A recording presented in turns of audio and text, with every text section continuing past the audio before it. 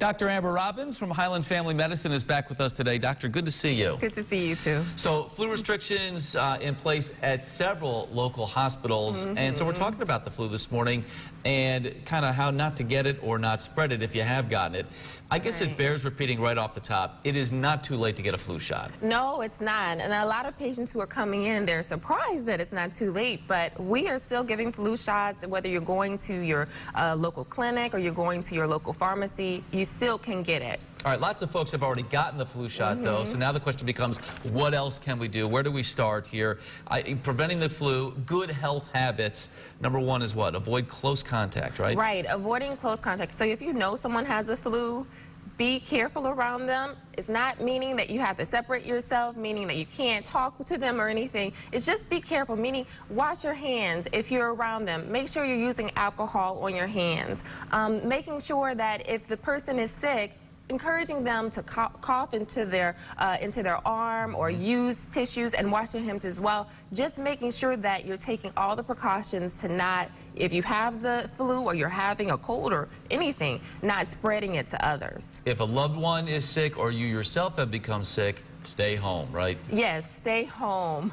It's hard, you know, depending on what career you're in. Sometimes, you know, you have to go to work, but if you can, if that's an option for you to stay home, and that'll help prevent things from spreading at your work. Right, at the workplace, and then of course it spreads like wildfire throughout the room. Yeah. You've touched on some of these, but they bear repeating. You know, covering the nose and the mouth and washing the hands. These are just good sort of habits to get into, right? Right. You should do this in general. I am the hand sanitizer queen. So whenever you're around me, I'll give you some hand sanitizer. And it's because it's so easy to spread things. We use our hands to do everything. And if you think about it, if you're around someone who's sick, or even if you don't know you're around someone who's sick, you may be touching doorknobs, maybe touching different things. So making sure that you're washing your hands, using hand sanitizer, and those type of things can prevent you from getting sick, period. This is the one that I think people really need to keep in mind, though, touching the eyes, the nose, the mouth.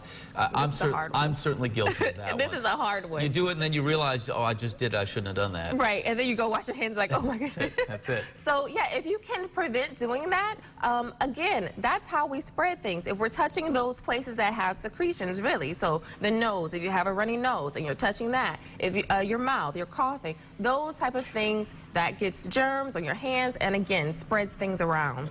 All right, Doctor, thank you. We will leave it there this morning. More information online at cdc.gov. Keep the flu at bay. More on our site at rochesterfirst.com.